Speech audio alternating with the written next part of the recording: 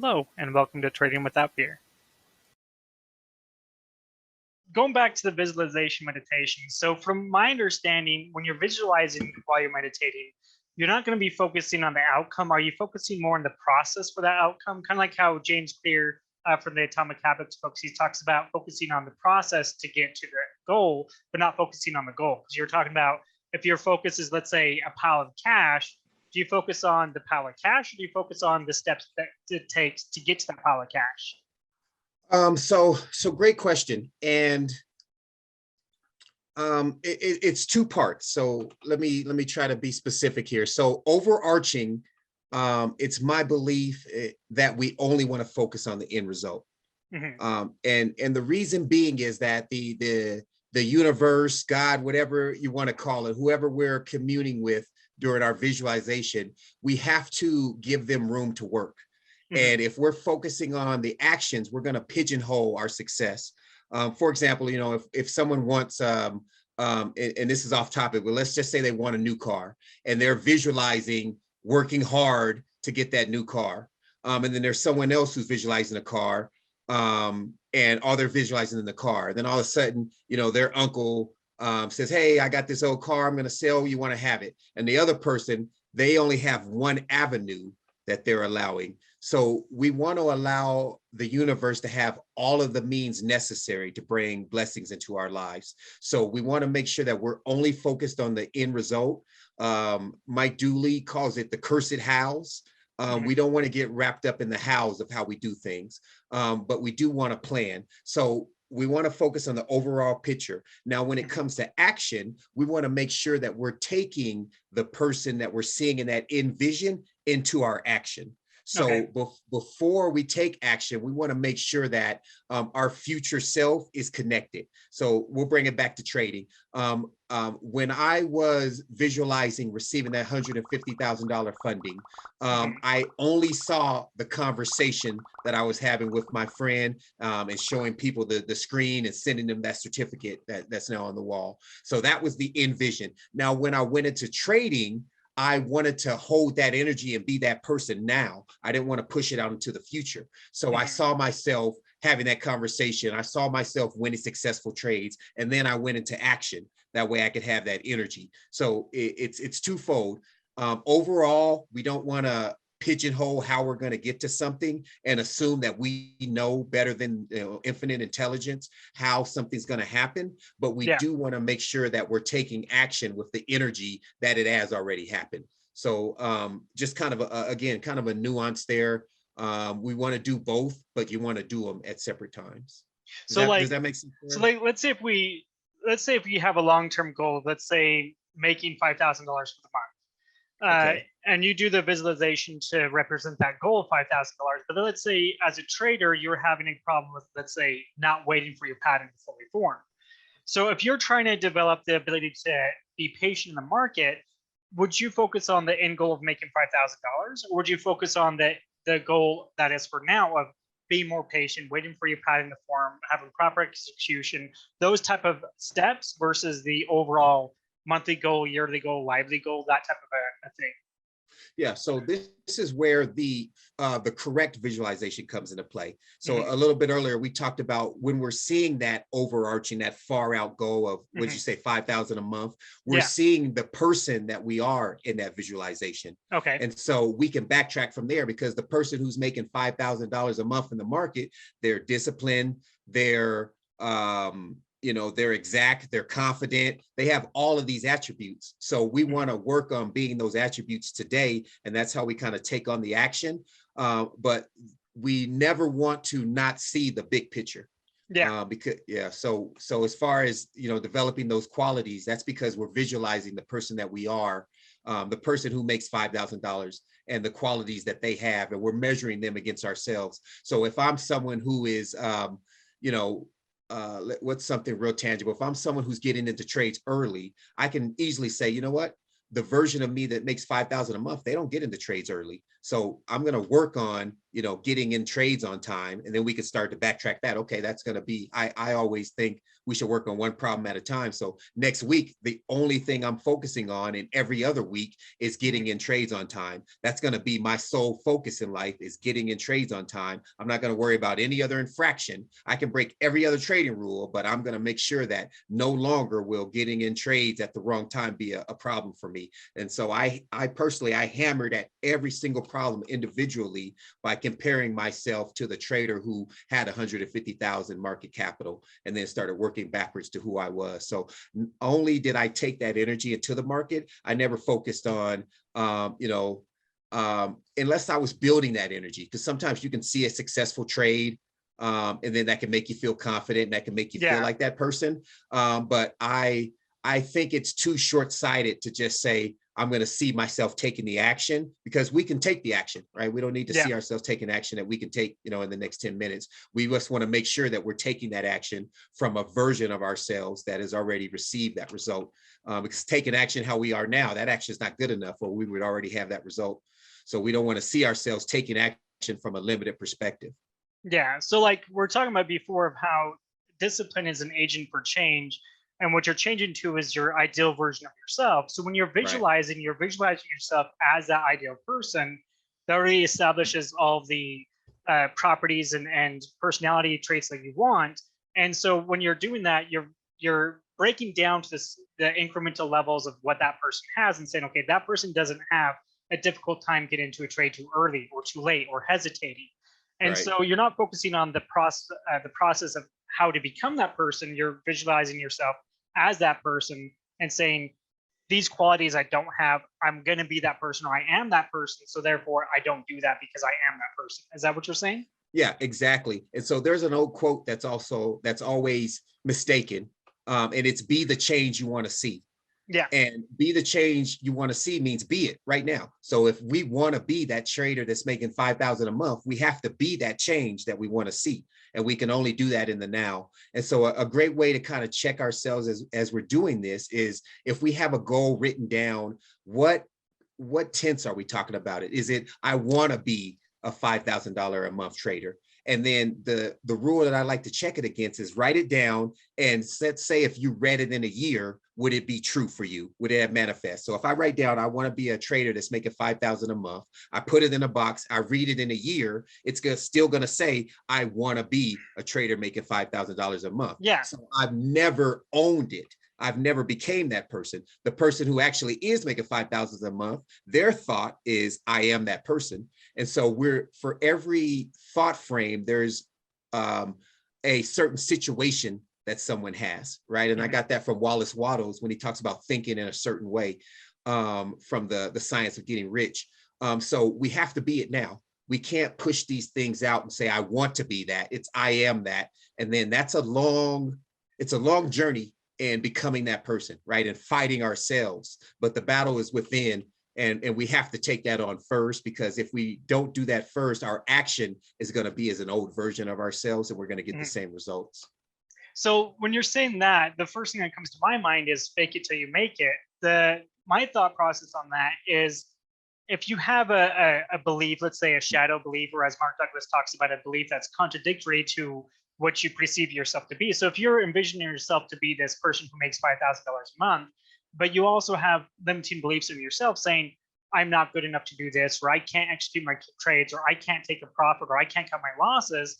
How does that kind of go inside with what you're talking about, as you're visualizing yourself to be this perfect person, but maybe you also have limited beliefs that you're not that perfect person? Yeah, no, great question. And so the hurdle is the way.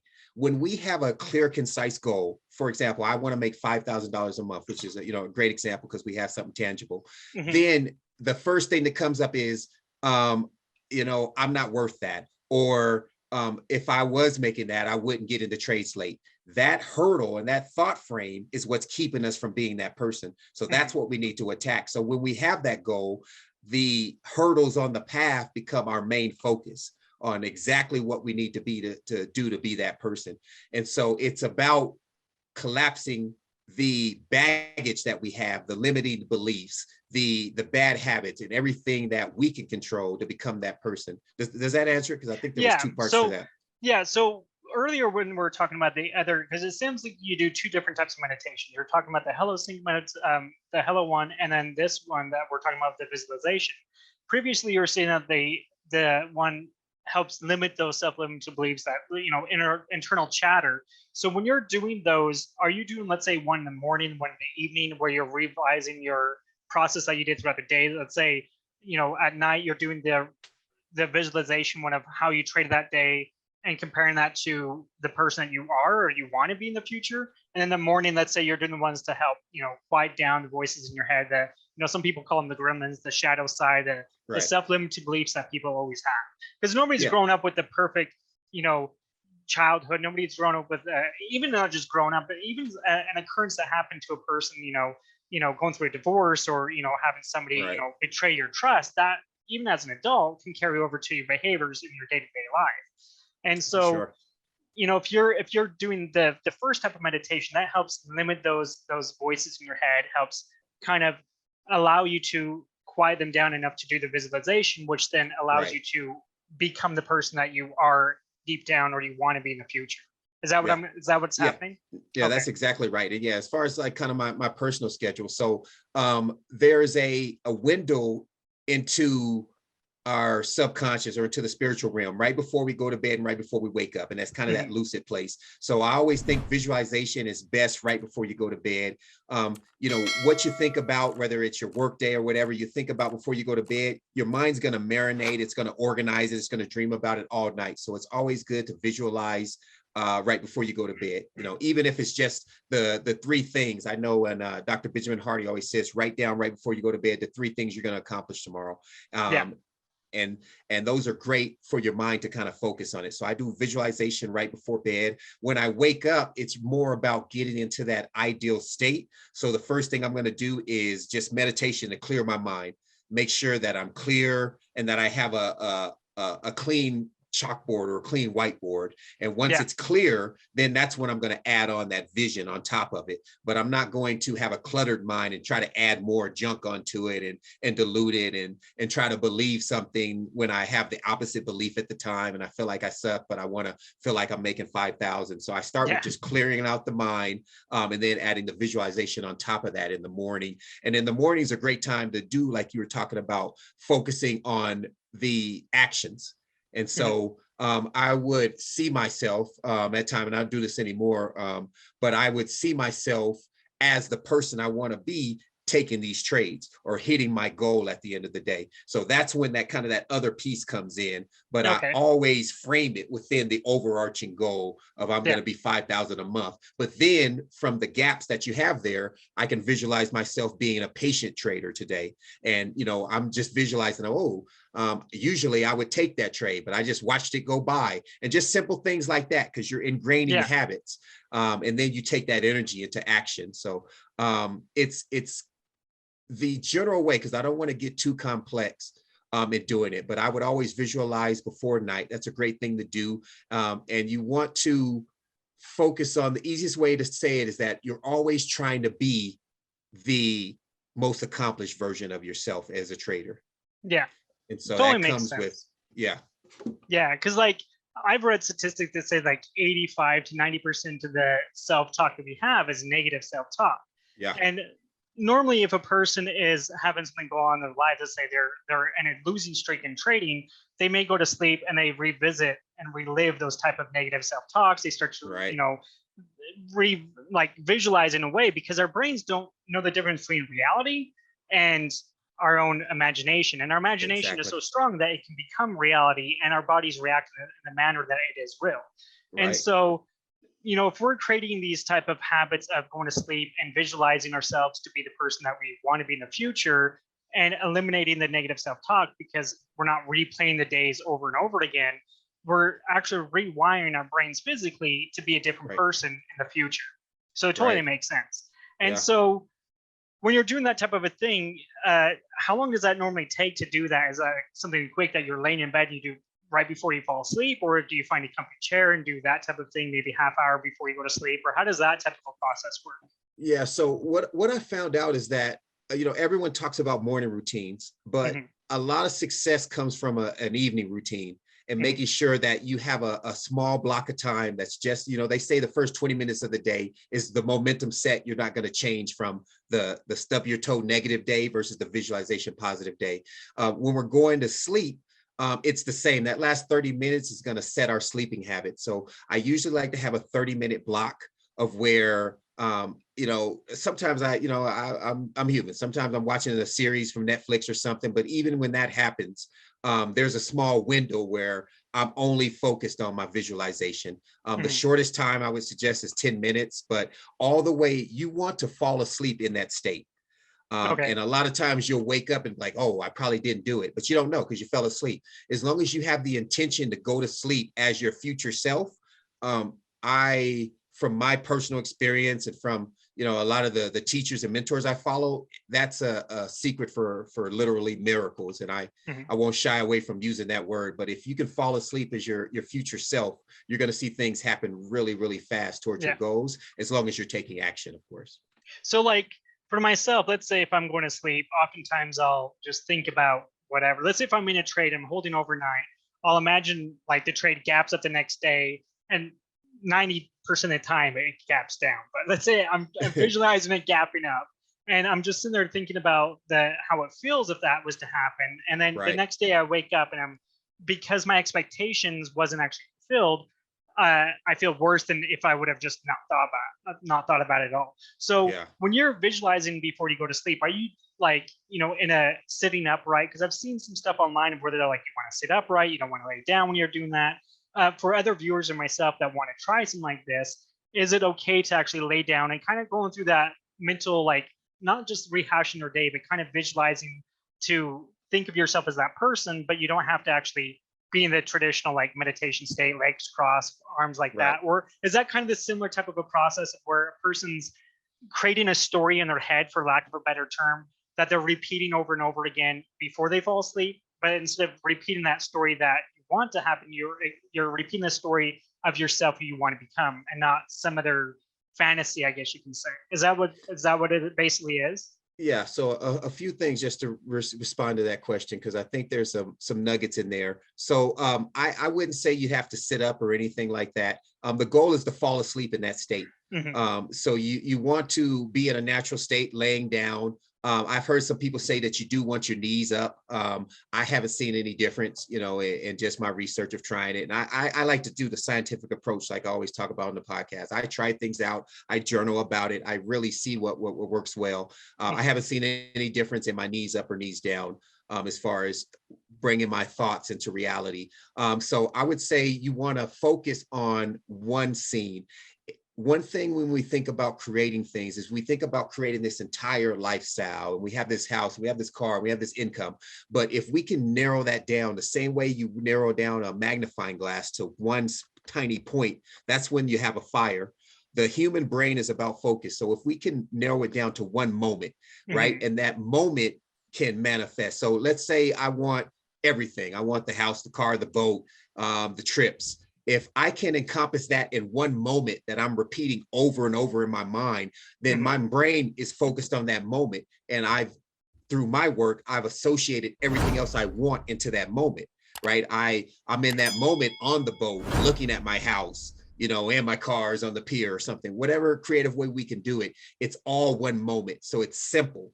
And so by rehashing that simple moment, oh, I'm seeing my house from the pier on my boat. Oh, I'm seeing the house from the pier on my boat. Oh, this feels great.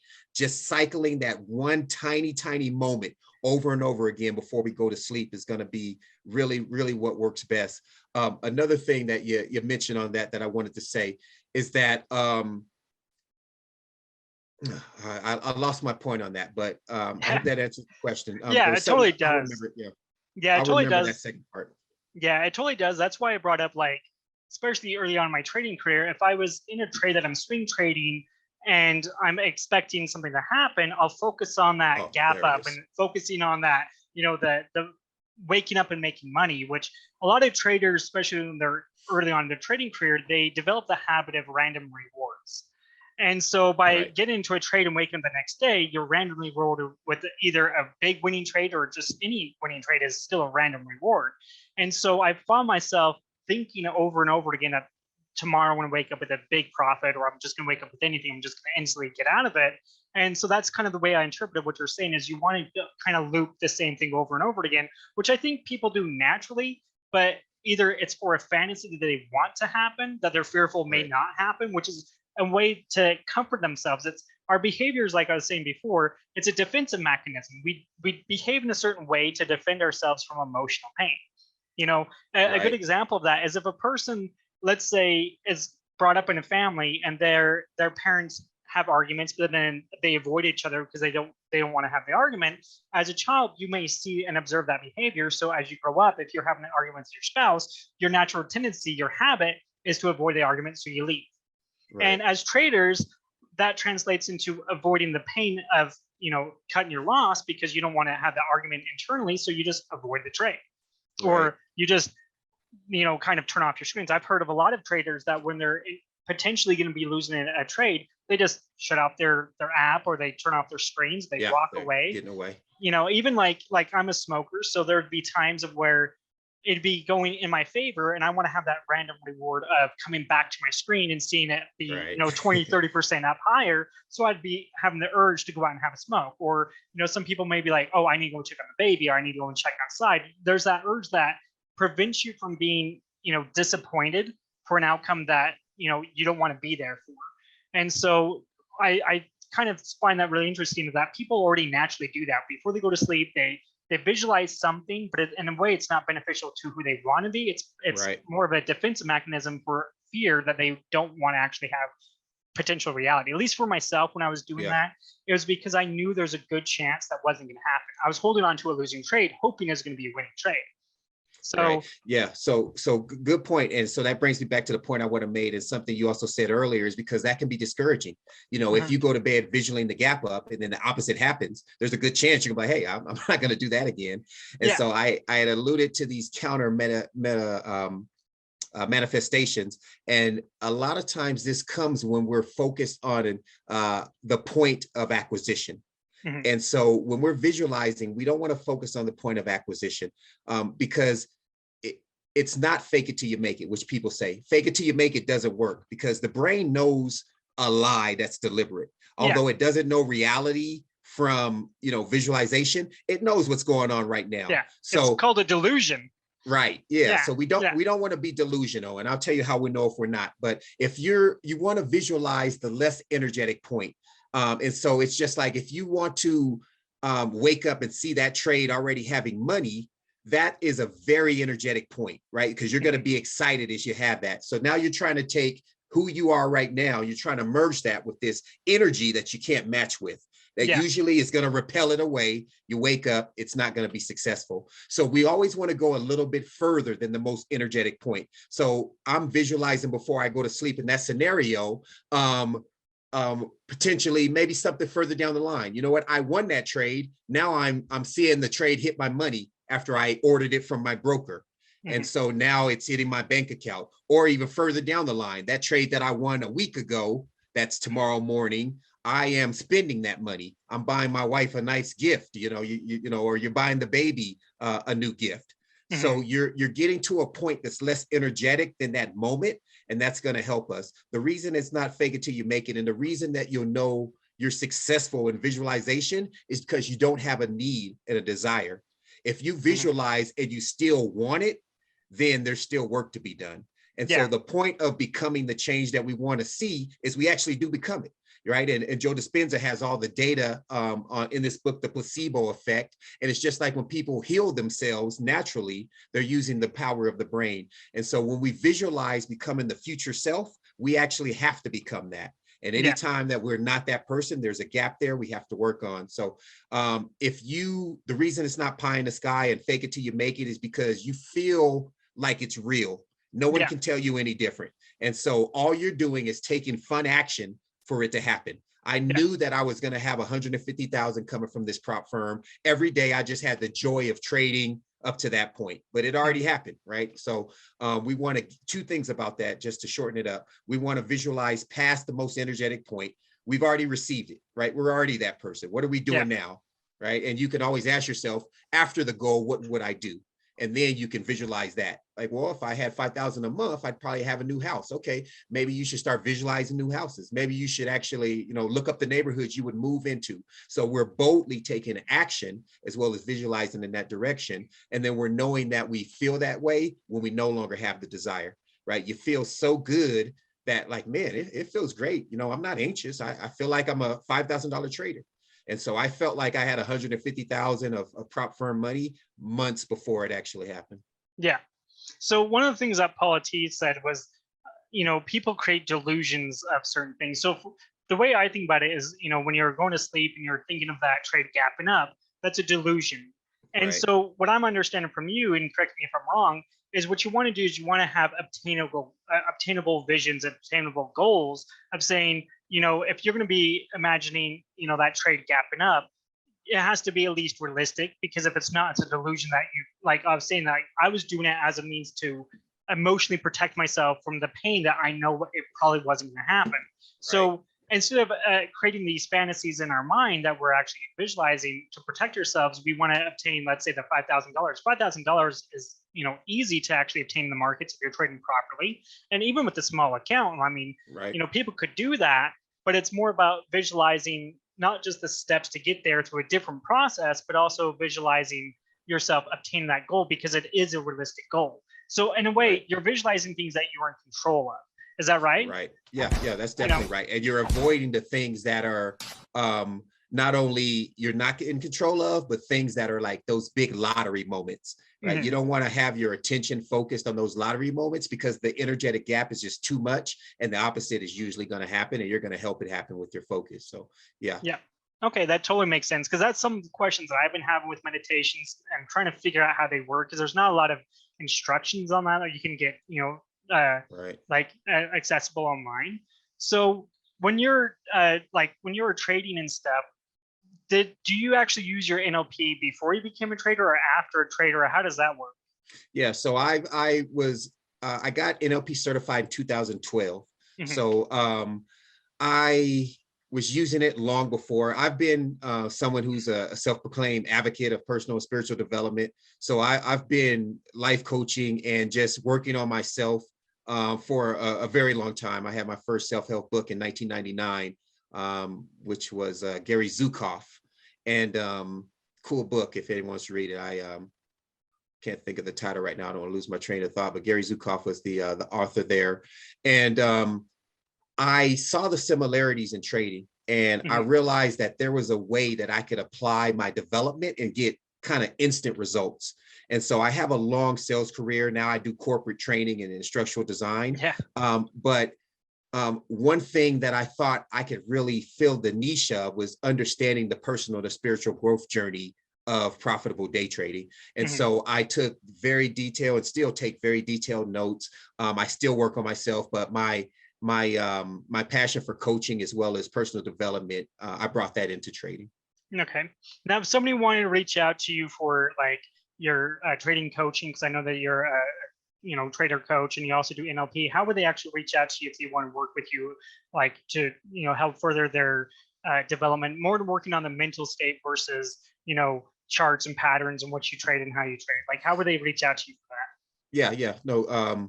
So yeah, one thing on that. So yeah, I only focus on the personal and spiritual growth journey. I'm very young in the game. I've had success, but it's all because of just my experience in one, coaching, and also corporate training, and I think that gives me the ability to kind of help others with that. So for the technical stuff, go find some of the people I've had on my show to have 64 years trading experience, but I don't think there's anyone better in the personal spiritual development. So tradingascension.com is my website. Also, you can reach out to me at jason.e@tradingascension.com. And the website, there's a form there you can fill out. You can reach out to me. Happy to talking to anyone, give you some tips, some pointers. I've had many of expert trading coaches and from psychology coaches to just master traders on my show. So I'm always referencing people out to wherever they can get the best source. One thing is, I think as a community of individuals, we can work together although it's a zero-sum game, and we can help each other improve. So I have tons of resources. If you want to email me, if you want a resource, if you want a question, anything like that, tradingascension.com. Also, you can catch me on the podcast on Spotify, Pandora, any of your major platforms on Sundays and Thursdays. Sounds good. Well, it's been a joy having you. We got to have you on the show again. So yeah, I'm going to put those links down below so that if they want to reach out to you for any of that stuff, they can find you. And when you're working with traders, do you predominantly focus on the coaching side or the NLP side? Because I've seen a lot of traders actually get a lot of benefit from NLP. Yeah, just the NLP side. Yeah, just the NLP side. From the goal setting perspective as well.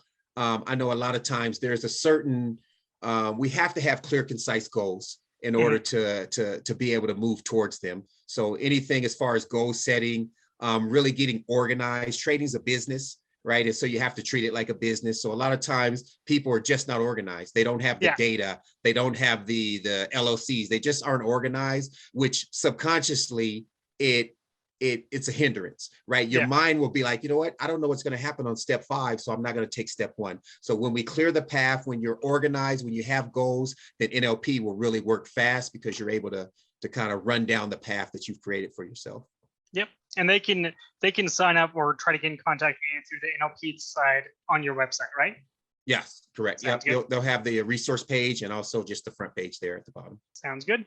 Yeah, well, that's definitely good stuff. You helped a lot with trying to, develop better habits with trading through the breathing techniques, the meditation techniques, both the morning one, the visualization meditation.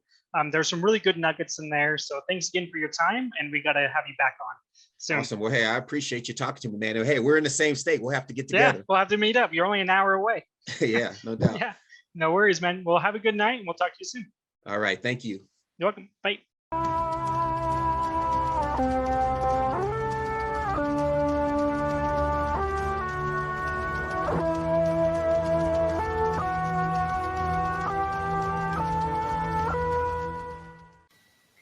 Hello, and welcome to Trading Without Fear.